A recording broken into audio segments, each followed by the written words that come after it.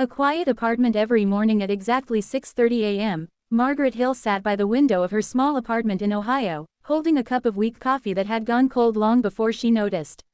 She was 71 years old. Her apartment was clean but empty, not empty of furniture, but empty of voices. The walls carried no laughter anymore, only memories that echoed too loudly at night. Margaret lived alone. Her husband had passed away 8 years earlier, and since then, her entire world revolved around one person. Her son, Ethan Hill. Ethan was everything to her. Her pride, her sacrifice, her reason to wake up every morning. And once upon a time, her reason to smile. A son raised with love. Margaret had raised Ethan on her own after her husband died suddenly from a heart attack. She worked double shifts. She skipped meals. She wore the same coat for 10 winters. All so Ethan could have more.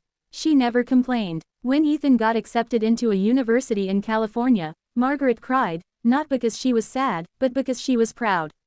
"Mom, I promise I'll take care of you one day," Ethan had said, hugging her tightly. Margaret believed him. A mother always does.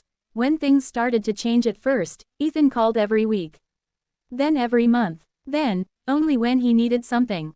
"Mom, I'm short on rent. Mom, my car broke down. Mom, I'll pay you back next month." Margaret sent money every time. She never asked questions. She never said no, because love doesn't ask for receipts. The last call one evening, the phone rang. Margaret smiled when she saw Ethan's name. "Mom, I need help." His voice sounded tired, different. "How much do you need, sweetheart?" she asked immediately. There was silence. "Everything," Ethan whispered. That was the last time Margaret ever heard her son's voice. Silence that hurt more than words. Days passed. Then weeks. Margaret called Ethan again and again. Straight to voicemail. She texted him. No reply. She emailed him. Nothing. At night, she lay awake, staring at the ceiling, asking herself the same question: what did I do wrong? The letter that shattered her heart. One cold morning, Margaret found an envelope in her mailbox. It wasn't from Ethan. It was from a bank. The words made her knees weak. Final notice. Outstanding debt. The debt was in her name. Loans, credit cards, medical bills. Total amount, $92,000. Margaret's hands shook. She realized the truth. Ethan had used her trust, her signature, her love. And then he disappeared. Losing everything. Margaret tried to call the bank. She tried to explain, but paperwork has no sympathy. Her pension wasn't enough. Within months, she lost her apartment. She moved into a small room at a women's shelter. At night, she cried silently so no one would hear. Not because of the money, but because her son had vanished without saying goodbye. A mother's search. Margaret refused to give up. She traveled to California using borrowed money. She visited Ethan's old apartment. Vacant. She spoke to neighbors. He moved out months ago. Her heart sank. Then someone mentioned a hospital. The truth revealed. Margaret found Ethan in a hospital bed.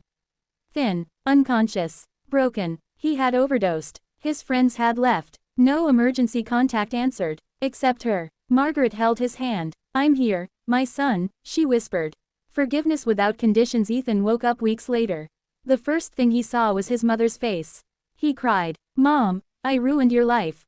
Margaret shook her head. "You're alive. That's all that matters. No anger, no blame, just love." Rebuilding from nothing. Ethan went to rehab.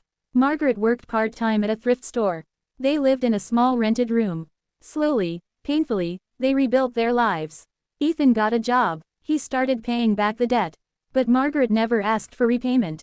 She already had what she wanted. Her son was back. A new beginning. Margaret received a letter. Not from a bank. From Ethan. "Mom, I can never undo what I did. But I promise, you will never be alone again." Margaret smiled. For the first time in years, her coffee was still warm when she finished.